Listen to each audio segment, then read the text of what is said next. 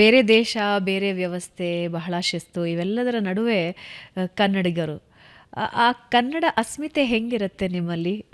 ಕನ್ನಡ ಅಭಿಮಾನ ಆಗಲಿ, ಆ ಪ್ರೀತಿ ಆಗಲಿ ಹೆಂಗಿರುತ್ತೆ? ಇಲ್ಲ, ಯಾರೋ ದೂರದಲ್ಲಿ ಒಂದು ಸ್ವಲ್ಪ ಕನ್ನಡ ಮಾತಾಡ್ತಿದ್ರು. ನಿಜ ನಿಜ ನಿಜ ಆ ಭಾವನೆ ಆ್ಯಕ್ಚುಲಿ ತುಂಬ ಖುಷಿಯಾದ ಭಾವನೆ ಅದು.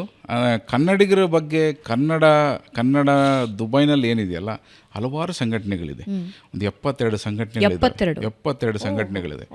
ಅದು ಜಾತಿದಿರ್ಬೋದು, ಒಂದು ಹವ್ಯಾಸದ್ದಿರ್ಬೋದು, ಬೇರೆ ಬೇರೆ ಥರದ ಸಂಘಟನೆಗಳಿದ್ದಾವೆ. ಅದರಲ್ಲಿ ಪ್ರಮುಖವಾಗಿ ಕರ್ನಾಟಕ ಸಂಘ ದುಬೈ ಇದೆ, ಕರ್ನಾಟಕ ಸಂಘ ಅಬುದಾಬಿ ಇದೆ, ಕನ್ನಡ ಸಂಘ ಶಾರ್ಜಾ ಇದೆ, ಕನ್ನಡ ಸಂಘ ಅಲೈನ್ ರಾಸಲ್ ಖೈಮಾ, ಈ ರೀತಿ ಒಂದು 5 ಸಂಘಟನೆಗಳಿದೆ ಕರ್ನಾಟಕ ಅಂತ ಫೋಕಸ್ ಮಾಡುವಂಥವ್ರು. ಉಳಿದದ್ದು ಜಾತಿ ಸಂಘಟನೆಗಳು ಭಾಳ ಇದೆ. ಸಿಂಗರ್ಸ್ ಒಂದು ಅಸೋಸಿಯೇಷನ್ ಇರುತ್ತೆ, ಡ್ಯಾನ್ಸರ್ಸ್ ಇರುತ್ತೆ, ಈ ರೀತಿ ಭಾಳಷ್ಟು ಇದ್ದಾವೆ. ಬಟ್ ಆದರೆ ನಮ್ಮೆಲ್ಲರಲ್ಲೂ ಒಂದು ಸಾಮರಸ್ಯ ಇದೆ. ಒಬ್ರಿಗೊಬ್ರು ಮಾತಾಡಿಕೊಂಡು ನಾವು ಈ ವಾರ ಕಾರ್ಯಕ್ರಮ ಇಟ್ಕೊಳ್ತೀವಿ ಅಂದರೆ ಮುಂದಿನ ವಾರ ಇನ್ನೊಬ್ರು ಇಟ್ಕೊಳ್ತಾರೆ. ಯಾಕೆಂದರೆ ನಾವು ಆ ಕಾರ್ಯಕ್ರಮ ನಾವೆಲ್ಲರೂ ಹೋಗ್ತೀವಿ. ಈ ರೀತಿಯ ಒಂದು ಸಂಘದ ನಾವು ಯಾಕೆ ಹೋಗಬೇಕು ಅಂತೆಲ್ಲ ಇಲ್ಲ, ಆ ಥರದ್ದಿಲ್ಲ. ಯಾಕೆಂದರೆ ಹೊರಗೆ ಹೋದಾಗ ನಿಮಗೆ ಕನ್ನಡ ಅಷ್ಟೇ ಮುಖ್ಯ ಆಗುತ್ತೆ. ಅಲ್ಲಿ ಈಗೋಗಳಾಗಲಿ, ದ್ವೇಷ ಆಗಲಿ ಭಾಳಷ್ಟು ಮಿನಿಮಲ್. ಅಲ್ಲಿ ತಾಯ್ನಾಡಲ್ಲಿದ್ದಾಗ ಜಾಸ್ತಿ ಇರುತ್ತೆ, ಅದು ಜಾಸ್ತಿ ಇರುತ್ತೆ. ಆಮೇಲೆ ಅಲ್ಲಿ ಕರ್ನಾಟಕ ಅನಿವಾಸಿ ಭಾರತೀಯ ಸಮಿತಿ ಅಂತೇಳಿ, ಕರ್ನಾಟಕ NRI ಫೋರಮ್ ಅಂತ, ನಮ್ಮ CM ಅವಾಗಲೂ CM ಆಗಿದ್ದರು ಸಿದ್ದರಾಮಯ್ಯನವರು, ಅವ್ರು ಬಂದು ಉದ್ಘಾಟನೆ ಮಾಡೋದು ಸಂಘಟನೆ. ಅದಕ್ಕೆ ನಮ್ಮ ಪ್ರವೀಣ್ ಕುಮಾರ್ ಶೆಟ್ಟಿ ಅವರು ಅಧ್ಯಕ್ಷರಾಗಿದ್ದಾರೆ.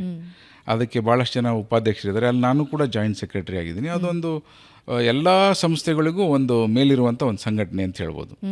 ಆ ಒಂದು ಸಂಘಟನೆಯೂ ಕೂಡ ಎಲ್ಲರಿಗೂ ಸಪೋರ್ಟ್ ಮಾಡುತ್ತೆ. ಅವರು ಕೂಡ ಒಂದಷ್ಟು ಕಾರ್ಯಕ್ರಮಗಳನ್ನ ಮಾಡ್ತಾಯಿದ್ರು. ಸದ್ಯಕ್ಕೆ ಈಗ ನಿಂತು ಹೋಗಿದೆ. ಯಾಕೆಂದರೆ ಅದಕ್ಕೆ ಯಾವುದೇ ರೀತಿ ಫೋಕಸ್ಸು ಕರ್ನಾಟಕದಿಂದ ಬರಲಿಲ್ಲ. NRI ಫೋರಮ್ ಇನಾಗ್ರೇಷನ್ ಆಯಿತು, ಅದಕ್ಕೆ ಫಂಡಿಂಗ್ ಕೊಡಲಿಲ್ಲ, ಅದಕ್ಕೇನು ಆ್ಯಕ್ಟಿವಿಟಿ ಮುಂದುವರಿಸಲಿಲ್ಲ. ಬಟ್ ಅದು ಕೂಡ ಒಂದು ಒಳ್ಳೆಯ ಸಂಘಟನೆ, ಮುಂದೆ ಆಗ್ಬೋದು ಅಂದ್ಕೊಂಡಿದ್ದೀನಿ. ಸೊ ಅದು ಬಿಟ್ಟರೆ ಭಾಳಷ್ಟು ಸಂಘಟನೆಗಳಿದ್ದಾವೆ, ಎಲ್ಲ ಕೋಆರ್ಡಿನೇಷನ್ ಇದ್ದೀವಿ, ಸೌಹಾರ್ದತೆಯಿಂದ ಇದ್ದೀವಿ. ಅವ್ರು ಮಾಡೋ ಕಾರ್ಯಕ್ರಮಗಳಿಗೆಲ್ಲ ನಾವು ಹೋಗ್ತೀವಿ, ನಾವು ಮಾಡೋದಕ್ಕೆ ಅವ್ರು ಬರ್ತಾರೆ. ಈ ರೀತಿ ಒಂದು ಒಳ್ಳೆಯ ವಾತಾವರಣ ದುಬೈನಲ್ಲಿ ಬಂದರೆ, ನೀವು ಕನ್ನಡಿಗರು ಅಂದರೆ.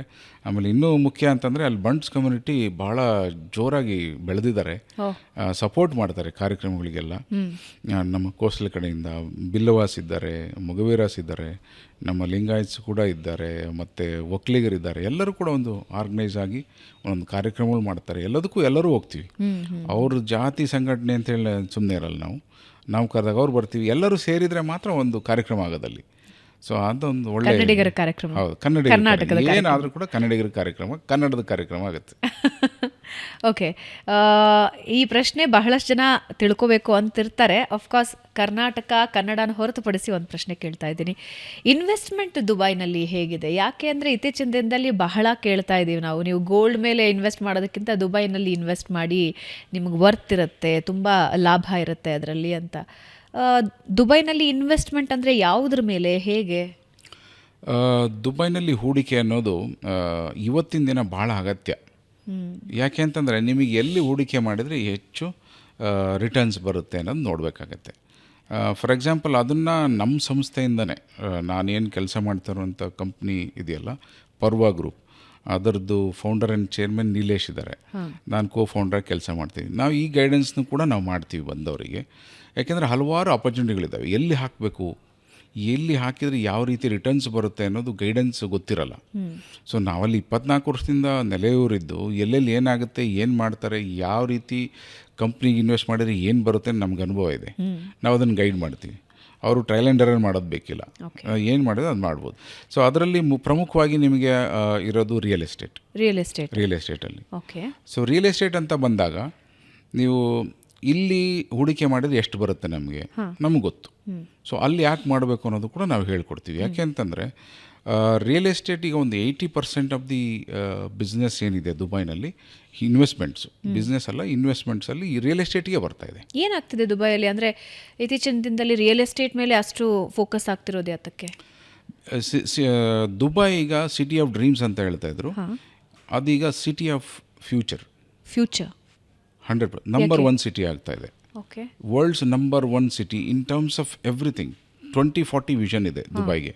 2040 ವಿಷನ್ನಲ್ಲಿ ಅಂಥ ಒಂದು ಮರುಭೂಮಿನ 60% 60% ಗ್ರೀನ್ ಮಾಡ್ತಾ ಇದ್ದಾರೆ. 60% ಗ್ರೀನ್ ಸಿಟಿ ಮಾಡ್ತಾ ಇದ್ದಾರೆ.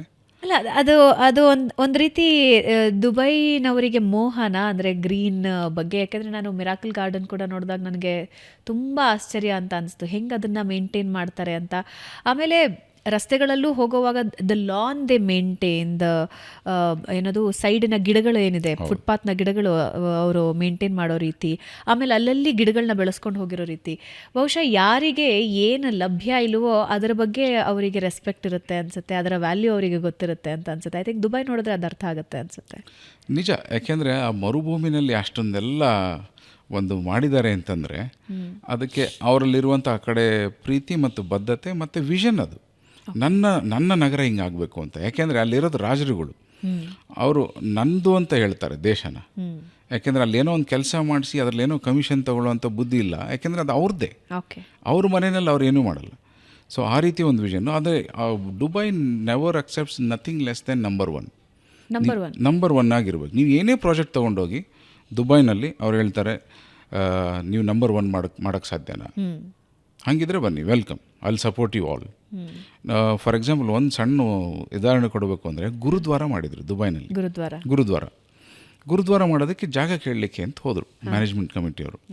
ಅವ್ರು ಹೇಳಿದರು, can you do number one gurdwara in the whole world?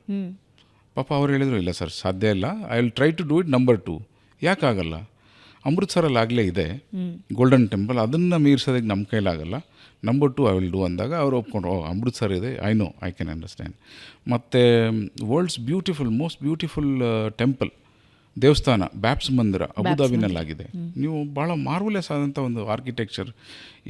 ಒಂದು ಮುಸ್ಲಿಂ ರಾಷ್ಟ್ರದಲ್ಲಿ ಅಂಥ ಒಂದು ಹಿಂದೂಗಳ ಟೆಂಪಲ್ನ ನೀವು ನೋಡೋದಕ್ಕೆ ಸಾಧ್ಯನೇ ಇಲ್ಲ. ಅದು ಅವರ ಸೌಹಾರ್ದತೆ ತೋರಿಸುತ್ತೆ, ಸಾಮರಸ್ಯ ತೋರಿಸುತ್ತೆ. ಈ ಥರದ ಒಂದು ಕಂಟ್ರಿ. ನೀವು ಹಾಕಿದ ಇನ್ವೆಸ್ಟ್ಮೆಂಟ್ಸಿಗೆ 100% ಸೆಕ್ಯೂರ್. ನೀವು ಯಾವುದೋ ಒಂದು ರಿಯಲ್ ಎಸ್ಟೇಟ್ ಇನ್ವೆಸ್ಟ್ ಮಾಡಿದರೆ, ನೀವು ಇನ್ವೆಸ್ಟ್ ಮಾಡಿದರೆ ಅವ್ರು ಯಾರೋ ಡೆವಲಪರ್ ಇದ್ದಾರೆ ಅಂತ ಸರ್ಕಾರ ಸುಮ್ಮನೆ ಕೂತ್ಕೊಳ್ಳಲ್ಲ. ನೀವು ಇನ್ವೆಸ್ಟ್ ಮಾಡೋ ದುಡ್ಡು ಸರ್ಕಾರ ತನ್ನ ಎಸ್ಕ್ರೋ ಅಕೌಂಟಿಗೆ ಹಾಕ್ಕೊಂಡು ಇವರು ಕನ್ಸ್ಟ್ರಕ್ಷನ್ ಸ್ಟೇಜ್ ವೈಸ್ ಆಗ್ತಾ ಇದೆಯಲ್ಲ ಅಂತ ಚೆಕ್ ಮಾಡುತ್ತೆ. ಅವ್ರು ಕನ್ಸ್ಟ್ರಕ್ಷನ್ ಮುಂದುವರಿಸಿದರೆ ಮಾತ್ರ ಇಲ್ಲಿಂದ ನಿಮ್ಮ ದುಡ್ಡನ್ನ ಕೊಡೋದು. ನಿಮ್ಮ ದುಡ್ಡಿಗೆ ಒಬ್ಬರು ಅಲ್ಲಿ ಕಂಟ್ರೋಲ್ ಮಾಡೋರು ಇದ್ದಾರೆ, ಅದು ಸರ್ಕಾರ. ಯಾಕೆಂದರೆ ನೀವು ದುಬೈನಲ್ಲಿ ದುಡ್ಡು ಹಾಕಿ ಕಳ್ಕೊಂಬಿಟ್ರೆ ನೀವು ದುಬೈ ದೂಷಿಸ್ತೀರಿ, ದುಬೈಗೆ ಹೋಗಿ ಹಿಂಗಾಯ್ತು ಅಂತ. ಅದನ್ನು ಬಿಡಲ್ಲ ಅವರು. ಈ ಡೆವಲಪರ್ ಏನಾದರೂ ಕೂಡ ನಿಮಗೆ ಮನೆ ಸಿಗುತ್ತೆ. ಯಾಕೆಂದರೆ ಗೌರ್ಮೆಂಟ್ ಹತ್ರ ದುಡ್ಡಿದೆ. ಈ ಡೆವಲಪರ್ ಹೋದರೆ ಇನ್ನೊಬ್ರನ್ನ ಕರ್ಕೊಂಡು ಪ್ರಾಜೆಕ್ಟ್ ಕಂಪ್ಲೀಟ್ ಮಾಡ್ತಾರೆ, ನಿಮಗೆ ಮನೆ ಕೊಡ್ತಾರೆ. ಇಂಥ ಒಂದು ಸೆಕ್ಯೂರಿಟಿ ಕೂತಿರೋರು ಅಲ್ಲಿ ಇನ್ವೆಸ್ಟ್ ಮಾಡೋದ್ರಿಂದ ಏನು ಲಾಭ? ಇನ್ವೆಸ್ಟ್ಮೆಂಟಿಗೆ ಉದ್ದೇಶಗಳಿರಬೇಕು. ಮುಂದಿನ ನಮ್ಮ ಜನ್ರೇಷನ್ ನನ್ನ ಪ್ರಕಾರ ಆಲ್ಮೋಸ್ಟ್ 20 to 30% ಅಲ್ಲಿಗೆ ಬರ್ತಾರೆ. ಇಲ್ಲಿರೋ ಮಕ್ಕಳೇನಿದ್ದಾರಲ್ಲ, ಇವತ್ತು ಹುಟ್ಟಿರೋ ಮಕ್ಕಳು ಅಂತಂದರೆ 20-30% ಮಕ್ಕಳು ಅಲ್ಲಿ ಓದೋಕ್ಕಾಗಲಿ ಬಿಸ್ನೆಸ್ ಮಾಡೋಕ್ಕಾಗಲಿ ಬಂದೇ ಬರ್ತಾರೆ. It is going to be a global hub. ಆಮೇಲೆ ಪಾರ್ಟ್ ಆಫ್ ಇಂಡಿಯಾ ಥರ ಆಗೋಗುತ್ತೆ. ಈಗಾಗಲೇ ವೀಕೆಂಡ್ ಡೆಸ್ಟಿನೇಷನ್ ಥರ ಆಗಿದೆ. ವೀಕೆಂಡಲ್ಲೇ ಬಂದು ಹೋಗ್ತಾ ಇದ್ದಾರೆ, ಸ್ಕೂಲ್ ಚಿಲ್ಡ್ರನ್ ಬರ್ತಿದ್ದಾರೆ. ಅದು ಫ್ಯೂಚರ್ ಡೆಸ್ಟಿನೇಷನ್. ನಮಗೆ ನಮ್ಮ ಮಕ್ಕಳು ಮುಂದಿನ ಪೀಳಿಗೆ ಅಲ್ಲಿಂದ ಒಂದು ಪ್ಲ್ಯಾಟ್ಫಾರ್ಮ್ ಲಾಂಚ್ ಆಗಬೇಕು ಅಂತಿದ್ರೆ ಇವತ್ತು ಇನ್ವೆಸ್ಟ್ ಮಾಡಿ. ಸೇಫ್ಟಿ ಏನು ಅಂದರೆ ರಾಜರ ಆಳ್ವಿಕೆ ಇರೋದ್ರಿಂದ ನಮ್ಮ ದುಡ್ಡಿಗೆ ಸೇಫ್ಟಿ ಏನು? ನಾಳೆ ಎಲ್ಲವೂ ನಮ್ಮದೇ ಅಂದ್ಬಿಟ್ರೆ ರಾಜ ಅಂತ ಒಂದು ಪ್ರಶ್ನೆ ಇದೆ. ಅದಕ್ಕೊಂದು ಭಾಳ ಒಂದು ಸ್ಟ್ಯಾಟಿಸ್ಟಿಕಲ್ ಆನ್ಸರ್ ಇದೆ. ಯಾಕೆಂದರೆ ಅವರಿರೋದು 17% ಜನ, ಇನ್ನು 83% ಬೇರೆ ದೇಶದವರು ಇರೋದು. ಸೊ ಅವರೆಲ್ಲರೂ ಕೆಲಸ ಮಾಡಿದರೆ ಮಾತ್ರ ಇವರಿಗೆ ಸಂಪತ್ತು ಅಭಿವೃದ್ಧಿ ಆಗುತ್ತೆ. ಅವರೆಲ್ಲರೂ ಹೊರಗೆ ಬಂದುಬಿಟ್ರೆ ಆ ದೇಶದಲ್ಲಿ ಖಾಲಿ, ಏನೂ ಮಾಡೋಕ್ಕೆ ಸಾಧ್ಯ ಇಲ್ಲ. ಅಂದರೆ ಎಕ್ಸ್ಪರ್ಟ್ ಎಗೇನ್ಸ್ಟ್ ಆಗಿ ಅವ್ರು ಯಾವ ರೂಲ್ನೂ ತರೋಕ್ಕೆ ಸಾಧ್ಯವೂ ಇಲ್ಲ, ಆಮೇಲೆ ತರೋದು ಇಲ್ಲ. ಆ ಒಂದು ಬದ್ಧತೆಯೂ ಇದೆ ಅವ್ರಿಗೆ. ಯಾಕೆಂದರೆ ಅದೊಂದು ಯುನೈಟೆಡ್ ಅರಬ್ ಎಮಿರೇಟ್ಸ್ ಅಂತಾರೆ. 7 ಎಮಿರೇಟ್ಗಳು ಸೇರಿ ಒಂದು ರಾಷ್ಟ್ರ ಮಾಡಿದ್ದಾರೆ. ಅವರು WHO ಆಮೇಲೆ ಹಲವಾರು ಜಾಗತಿಕ ಸಂಸ್ಥೆಗಳಲ್ಲಿ ಅವರಿಗೆ ಒಂದು ಮೆಂಬರ್ಶಿಪ್ ಇದೆ. ಸೊ ಅವರೆಲ್ಲರೂ ಕೂಡ ಇದನ್ನು ಮಾನಿಟರ್ ಮಾಡ್ತಾ ಇರ್ತಾರೆ. ಹಂಗಾಗಿ ಜನರ ವಿರುದ್ಧ ಖಂಡಿತ ಅವರು ಹೋಗೋದಿಲ್ಲ. ಸೊ ಅದ್ರ ಬಗ್ಗೆ ಟೆನ್ಷನ್ ಬೇಡ ಅಂತ. ಸೊ ಇಲ್ಲಿಂದ ಕನ್ನಡಿಗರು ದುಬೈಗೆ ಹೋದರೆ ಒಂದು ದುಬೈ ಸಂಘದ ಸಪೋರ್ಟ್ ಇರುತ್ತೆ, ಕನ್ನಡ ಶಾಲೆ ಇರುತ್ತೆ, ಜೊತೆಗೆ ಫ್ಯೂಚರ್ ಬ್ರೈಟ್ ಆಗಿರುತ್ತೆ ಅಂತ ಹೇಳ್ತೀರಿ. ಖಂಡಿತ. ತಾಯ್ನಾಡಿನ ಬಗ್ಗೆ ಹೆಚ್ಚು ಮಿಸ್ ಮಾಡ್ಕೊಳ್ಳೋದೇನು ನೀವು?